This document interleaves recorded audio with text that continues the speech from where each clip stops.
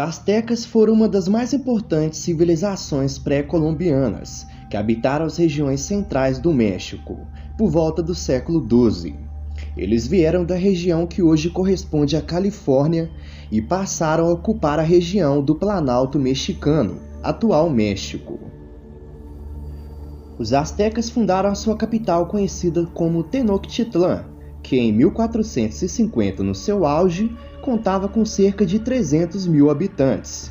Os astecas construíram um vasto império com cerca de 500 cidades, 15 milhões de habitantes e se estendiam numa área que abrangia desde o Golfo do México até o Oceano Pacífico. A figura mais importante dentro do Império Azteca era o imperador, que era considerado um representante dos deuses dentro da civilização.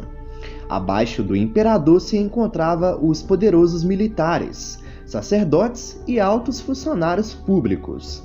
Na base da sociedade estavam os artesãos, os comerciantes, os camponeses e os escravos. Os astecas possuíam uma arquitetura impressionante. Eles construíram lindos e grandes palácios e templos grandiosos. Construíram palanques, rampas de transporte e obras de irrigação bem avançadas.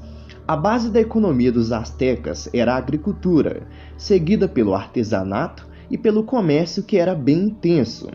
Para aumentar o seu terreno, os astecas construíram as famosas chinampas, que eram ilhas artificiais onde eram cultivadas milho, abóbora, tomate e até cacau. Nos mercados era possível obter machados, vasilhas, mantas e até roupas. Como não existia dinheiro, usava-se a semente do cacau como referência de valor. A semente no Império Azteca representava riqueza e poder. Os astecas eram politeístas e acreditavam em vários deuses, além de serem adeptos ao sacrifício humano, que era um dos mais brutais e violentos da história.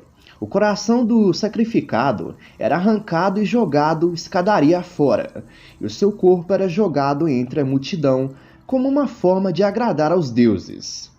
Prisioneiros de guerra eram mais comuns no sacrifício. Os astecas ainda possuíam conhecimento em astronomia e matemática.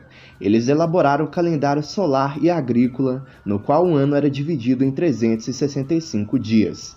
Os sacerdotes frequentemente observavam os astros e eram consultados sobre os mais variados assuntos, como guerras ou mudanças de tempo.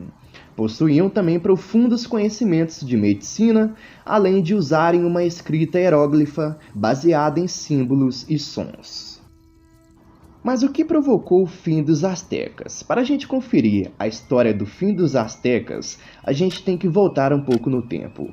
Em 1519, uma expedição liderada pelo conquistador espanhol Hernán Cortés e mais 500 homens partiram em 11 embarcações na direção da península do Yucatán, atual México. Ao chegar a essa localidade, Hernán Cortés e seus homens se instalaram na proximidade de Zempoala, uma cidade que era habitada pelos índios totonacas. Ao se estabelecerem ali na região, os espanhóis passaram a receber uma série de mensageiros indígenas que estavam interessados e curiosos em conhecê-los. Entre eles estavam os mensageiros dos astecas, que foram enviados pelo imperador azteca Montezuma. Os contatos entre Cortés e os mensageiros astecas foram pacíficos no começo e houve muitas trocas de presentes entre as partes. Cortés então ficou interessado em conhecer pessoalmente Montezuma em sua cidade. A história conta que os mensageiros astecas disseram a Cortés que Montezuma não tinha interesse em deixá-lo conhecer a cidade asteca de Tenochtitlan. A história conta que mesmo assim Hernán Cortés partiu para Tenochtitlan, mas antes ele percebeu que o poder dos astecas era baseado no controle de inúmeros povos ao seu redor, e que esses povos eram obrigados a pagar pesados impostos para eles. Cortés então passou a usar esses povos como seus aliados contra os povos astecas. Um desses povos que se alinharam com os europeus foram os próprios totonacas. Durante o caminho até a capital asteca, os homens de Cortés ao lado dos povos totonacas entraram em guerra contra os tlaxcaltecas e acabaram vencendo. Como esse povo era insatisfeito também com o domínio dos astecas na região, decidiram se unir às forças de Cortés contra os astecas.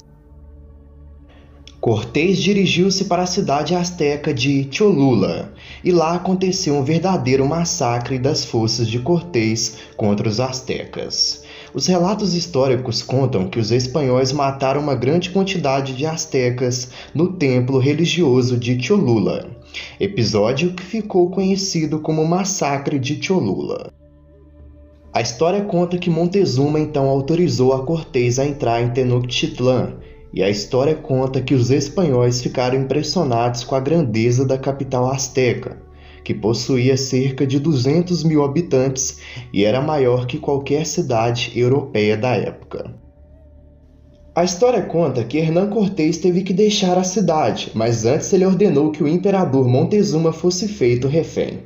Ao voltar à cidade, ela estava em uma grande rebelião que forçou os espanhóis a deixarem a capital asteca às pressas. Durante a fuga, metade da força de Cortés foi morta.